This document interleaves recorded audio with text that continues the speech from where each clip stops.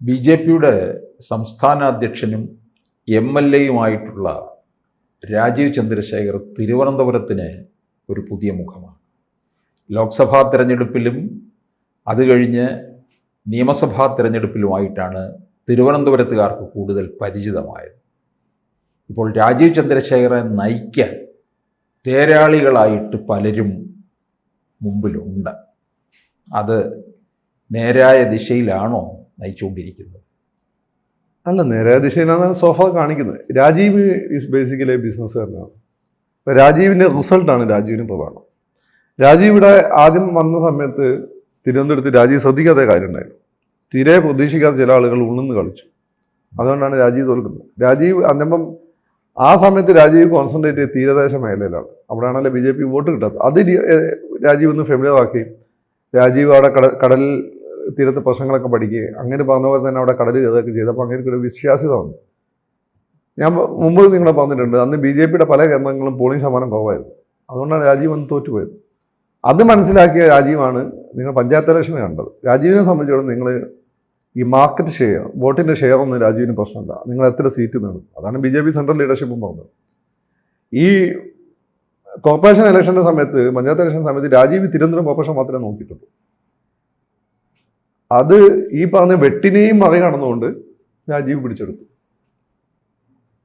അവിടെ മേയർ സ്ഥാനാർത്ഥിയായിട്ട് ബന്ധപ്പെട്ട ഒരു വർഷം വന്ന സമയത്ത് രാജീവ് RSS ബി.ജെ.പി സെൻട്രൽ ലീഡർഷിപ്പിൻ്റെ ഒരു താല്പര്യം എന്താണോ അതിനനുസരിച്ച് മൂപ്പര് പിന്നെ വാശി പിടിക്കാൻ തന്നില്ല. അത് സംസ്ഥാന ഇലക്ഷൻ വന്ന സമയത്ത്, അസംബ്ലി ഇലക്ഷൻ വന്ന സമയത്തും രാജീവ് ഫോക്കസ് ചെയ്തത് ഏതാണ്ട് 19 സീറ്റുകളിലോ മറ്റോ ആണ്. അതിൽ അവർ കേന്ദ്ര കമ്മിറ്റിക്ക് കൊടുത്ത റിപ്പോർട്ട് 3 സീറ്റ് ജയിക്കുന്ന.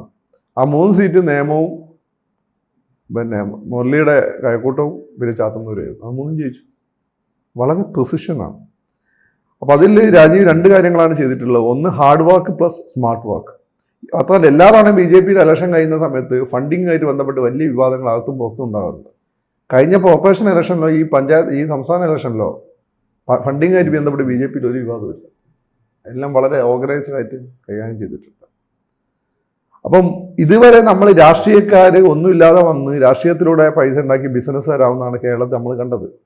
നമ്മളെന്തിനാ നമ്മളെ ചിലവ് കണ്ട അലവലാതിനൊക്കെ ബിസിനസ് തന്നെ ആക്കുന്നത് എന്ന് നാട്ടുകാർ ചിന്തിക്കും. എന്നാൽ ബിസിനസ്സുകാർ തന്നെ വരട്ടെ എന്ന് ചിന്തിക്കുന്ന അവസ്ഥയില്ല. ഇപ്പം ബി.ജെ.പിയുടെ ആളെ പ്രധാനം. ഒന്ന് രാജീവ് വന്നപ്പം ബി.ജെ.പി രക്ഷപ്പെടുന്നു. 2 സുഷാ വെള്ളാപ്പള്ളി ജന്മനാ പൈസക്കാരനാണ്. 3ാമത്തത് മറ്റേ നമ്മൾ 2020 ഇനി പൈസക്കാർ നയിക്കട്ടെ. അവരെ പൈസ ഉണ്ട്. അവർ വിജയ് എന്ന് പറഞ്ഞ പോലെ അവർക്ക് ഇനി ഇത് വീട്ടിൽ കൊണ്ടുപോകേണ്ട ആവശ്യമില്ല. ഇവനൊക്കെ പലതും പൊളിറ്റിക്സിൽ വരുന്നതിനെ കക്കാൻ വേണ്ടിയിട്ടാണ്. എന്നിട്ട് അഡ്ജസ്റ്റ്മെൻറ്റ് പൊളിറ്റിക്സ്. ജനങ്ങളുടെ പൊതുവായിട്ടുള്ള ഒരു കാര്യം നോക്കുകയില്ല. ഒരു കേസ് വന്നതിൽ ഇടപെട്ട് പ്രസ്താവന എടുത്തും പിടിച്ച് 3 ദിവസം ജയിലിലിടും. അടുത്ത ദിവസം അവനെ തന്നെ രക്ഷപ്പെടുത്തുകയും ചെയ്യും. ഇതാണ് കണ്ടുകൊണ്ടിരിക്കുന്നത്. അപ്പോൾ ഒരു കാശ് കയ്യിലുള്ളതിന് കാശ് ഉണ്ടാക്കേണ്ട ആവശ്യമില്ലല്ലോ. അപ്പം അങ്ങനെ വിവരമില്ലാത്തവന്മാർ, ഈ നാട്ടിലുള്ള വിവരമില്ലാത്തവന്മാർ, രാജീവ് ഇവിടെ തുറമുഖം പിടിക്കാൻ വന്നതാണ്, രാജീവ് എയർപോർട്ട് പിടിക്കാൻ വന്നത്. അദാനിൻ്റെ കയ്യിലുള്ള തുറമുഖവും എയർപോർട്ടും രാജീവ് എങ്ങനെ പിടിക്കാനാണ്? പിന്നെ രാജീവിന് ആദ്യം അറിയാൻ പോലെ അന്നേ ബി.ജെ.പി നേതാവല്ലേ. പിന്നെ അദാനി ആരാണ്? RSSൻ്റെ സ്വന്തം ആളാണ്. RSSനോട് മുട്ടാൻ നിൽക്കുമോ രാജീവ്? അങ്ങനെ മണ്ടന്മാർ ഇറങ്ങിയിട്ടുണ്ട്. അങ്ങനെ മണ്ടന്മാർ ഇവിടെ പല അപവാദങ്ങളും തിരുവനന്തപുരത്ത് പലരെയും പറ്റി പറഞ്ഞിട്ടുണ്ടാക്കുന്നത് ഞാൻ കേട്ടിട്ടുണ്ട്. അതിൽ കാര്യമൊന്നുമില്ല. അപ്പോൾ രാജീവിനെ സംബന്ധിച്ച് രാജീവിൻ്റെ ഈ ഒരു വിജയത്തിന് പ്രധാനമായും രാജീവിനൊരു വിഷനുണ്ട്. Is a visionary. നമ്മളെ ശിവൻകുട്ടിയായിട്ടൊരു മത്സരത്തിന് ഞാൻ നിങ്ങളെ പറഞ്ഞില്ലേ, ഒന്നും ഒരു വിഷണറിയും ഒരു ജനനായകനും തമ്മിൽ മനസ്സിലായി. ജനങ്ങൾക്ക് വിഷണറി വേണോ ജനനായകൻ വേണോ ജനങ്ങൾ ആലോചിക്കേണ്ടതാണ്. അതിൽ വിഷണറിനെ അവർ തിരഞ്ഞെടുത്തു. 2 രാജീവിൻ്റെ ഒരു ടീമുണ്ട്. ആ ടീമിൽ ഏറ്റവും പ്രധാനപ്പെട്ട സുരേഷാണ്. സുരേഷിന് കുറച്ച് ഹൈറ്റ് കുറവായതുകൊണ്ടും കുറച്ച് കറുത്തിട്ടായതുകൊണ്ടും സുരേഷ് ഇപ്പം മീഡിയയിൽ അധികം പോകാത്തതുകൊണ്ട് നിങ്ങൾ സുരേഷിന് അണ്ടർ എസ്റ്റിമേറ്റ് ചെയ്യണം. ഈ അർജുനനെ എങ്ങനെയാണോ കൃഷ്ണൻ തേര് കളിച്ചുകൊണ്ടുപോയത്, അർജുന സ്വയമേ വലിയ വില്ലാളിയൊക്കെയാണ്, പക്ഷെ തേര് കളിക്കുന്ന ആളുടെ വൈദഗ്ധ്യം വളരെ ഇമ്പോർട്ടൻ്റ് ആണ്. അങ്ങനെയാണ് സുരേഷ് രാജീവിനെ തെളിച്ചുകൊണ്ടുപോയത് ഈ ഇലക്ഷനിലെല്ലാം തന്നെ. അപ്പോൾ നേരായ രീതിയെ തെളിച്ചത് സുരേഷ്. ഈ പഞ്ചായത്ത് ഇലക്ഷൻ വരുന്നതിൻ്റെ തൊട്ടും സുരേഷ് എന്നെ വിളിച്ചു. ഞങ്ങളെ അയൽക്കാരാണ്. അപ്പം സുരേഷ് എന്നെ വിളിച്ചിരുന്നു. അപ്പം സുരേഷ് പറഞ്ഞ പോലെ സംഭവിച്ചു. 50-ൽ കൂടുതൽ ഇത്ര സീറ്റ് സുരേഷ് വന്നു. അതേപോലെ സംഭവിച്ചു. അപ്പം സുരേഷ് കോർപ്പറേഷൻ ഇലക്ഷന് സുരേഷ് വന്നു, അതുപോലെ തന്നെ വന്നു. പഞ്ചായത്ത് ഈ നിയമസഭ ഇലക്ഷൻ സമയത്താണ് ഞാൻ സുരേഷിനെ വിളിച്ചത്. ഞാൻ കുറച്ച് തിരക്കിലൊക്കെ ടൈപ്പ് ചെയ്തു, പിന്നെ വിളിക്കാൻ പറ്റിയില്ല. പക്ഷേ സുരേഷ് ആദ്യം പണിയെടുക്കുന്നുണ്ട്. ഈ സ്മാർട്ട് വർക്ക് എന്നുള്ള പരിപാടി സുരേഷാണ് കൊണ്ടുവന്നത്. ഹാർഡ് വർക്കിൻ്റെ കൂടെ സ്മാർട്ട്. അതായത് സ്മാർട്ട് വർക്ക് എന്ന് വെച്ചാൽ നിങ്ങൾ വെറുതെ ഇങ്ങനെ കിടന്ന് പാറ പൊട്ടിച്ചിട്ട് കാര്യമില്ല. പാറ ഏത് രീതിയിൽ പൊട്ടിക്കണം, ഏത് ആംഗിളിൽ പൊട്ടിക്കണം, എങ്കിലല്ലേ കൃത്യമായിട്ട് അടുക്കി വെക്കാൻ പറ്റുള്ളൂ. അതാണ് സ്മാർട്ട് വർക്ക് എന്ന് പറയുന്നത്. അതായത് ഓരോരോ മേഖലയിൽ ഏതൊക്കെ വിഭാഗങ്ങൾക്കാണ് സ്ട്രോങ്, ഏതൊക്കെ ആളുകളാണ് പ്രധാനപ്പെട്ടത്, അവരെ ലിസ്റ്റ് ഉണ്ടാക്കുന്നു, അവരെ പോയി കാണുന്നു, എന്നിട്ട് അവരെ അനുകൂലമാക്കി മാറ്റും. ഇതാണ് സ്മാർട്ട് വർക്ക്. അപ്പം വെറുതെ കഷ്ടപ്പെട്ടിട്ട് കാര്യമൊന്നുമില്ല. അതിന് കൂടെ എന്ത് ചെയ്യണം, ആസസറികളത് കാര്യമായിട്ട് കഷ്ടപ്പെടുന്നുണ്ട്, ഹാർഡ് വർക്ക് ചെയ്യുന്നുണ്ട്. പക്ഷേ സ്മാർട്ട് വർക്ക് വേണം, പല വിഭാഗങ്ങളെ അടുപ്പിക്കണം. അങ്ങനെ അതിനു വേണ്ടിയുള്ള പരിപാടികൾ ചെയ്യണം. ഇലക്ഷൻ എന്ന് വെച്ചാൽ നിങ്ങൾ വളരെ ഫെയർ ഗെയിം ഒന്നല്ല ഇലക്ഷൻ. അത് സുരേഷ് വളരെ വിദഗ്ധനായത്. അതുപോലെ തന്നെ ഈ പഞ്ചായത്ത് ഇലക്ഷനായിട്ട് ബന്ധപ്പെട്ട് BJP ഓഫീസിൽ ഇത്തവണ സ്ഥാനാർത്ഥി മോഹിയുള്ള വലിയ തള്ളുണ്ടായിരുന്നില്ല. അതൊരു കാരണം. ഈ സ്ഥാനാർത്ഥികളെല്ലാം കൂടി ആദ്യം കുറച്ച് ആളുകൾ വന്ന് രാജീവിനെ കണ്ടു. രാജീവിന് ഈ കാമ്പില്ലാത്ത ആളുകളോട് വെറുതെ സംസാരിച്ച് ഞാൻ രാജീവ് താല്പര്യമില്ല. കാമ്പുള്ള ആളുകൾ ജനുവിനായിട്ടുള്ള വിഷയമായിട്ട് വന്നപ്പോൾ രാജീവ് കേൾക്കും. അതാണ് രാജീവിൻ്റെ രീതി. അല്ല വെറുതെ എനിക്ക് സ്ഥാനാർത്ഥിയാണെന്ന് പറഞ്ഞു രാജീവ് താല്പര്യം. രാജീവ് അത് സുരേഷിനോട് പറഞ്ഞു ഞാൻ കേട്ടു. അപ്പം ഈ സ്വാർത്ഥ താല്പര്യമായിട്ട് വരുന്ന നിശ്ചിത താല്പര്യക്കാരധികം അടുപ്പിക്കണം. അപ്പം സുരേഷ് എന്ത് ചെയ്യുന്നത് വെച്ചാൽ ഇങ്ങനെ വരുന്ന ആളുകളെ മുഷിപ്പിക്കാനും പാടില്ല. സുരേഷ് വന്നൊരു കാര്യം ചെയ്താൽ മതി, നിങ്ങൾ ജില്ലാ സെക്രട്ടറി പ്രസിഡന്റിനെ കണ്ടാൽ മതി സ്ഥാനാർത്ഥിയാവാൻ, പിന്നെ ഇവിടെ വന്ന സ്ഥിതിക്ക് എന്നെ കണ്ടല്ലോ. നിങ്ങൾ രാജീവേട്ടനെ കാണണമെങ്കിൽ നിങ്ങൾ MLA ആകാൻ വേണ്ടി വന്ന ആളാണ്, നിങ്ങൾ രാജീവേട്ടനെ കണ്ടോളൂ. അത് സ്ഥാനാർത്ഥി ആകാൻ വേണ്ടി വന്നാൽ എന്നെ കണ്ടാൽ മതി. മാത്രമല്ല അതിൽ വേറൊരു കാര്യം ചെയ്യും. അപ്പോൾ സുരേഷിനെ പറ്റി നമ്മളൊക്കെ നിയമത്ത് പൊതുവെ ആളുകളുടെ ഇടയിൽ ഉണ്ടായിരുന്ന കംപ്ലൈൻറ്റ്, നമുക്ക് കിട്ടിയ ഫീഡ്ബാക്ക് ഇയാളെ കാണാൻ കിട്ടുമെന്നുള്ളതാണ്.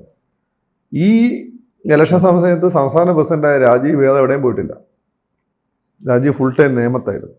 മറ്റു മണ്ഡലങ്ങളിൽ അങ്ങനെ പോയിട്ടില്ല. കാരണം രാജീവ് അവൈലബിൾ ആണെന്ന് ജനങ്ങളെ വരുത്തണ്ട. അല്ലെ രാജീവിനെ പറ്റി നെഗറ്റീവായിട്ട് പറയുന്നത് ഇതൊക്കെയാണ്, അവൈലബിൾ അല്ല. രാജീവ് ഫുൾ ടൈം നിയമത്തുണ്ടായിരുന്നു. അപ്പം അങ്ങനെ കാര്യങ്ങൾ വിഭാവനം ചെയ്യുന്നത് രാജീവും അതിന് ഫർദർ ചെത്തി മിനിക്കുന്നത് സുരേഷുമാണ്.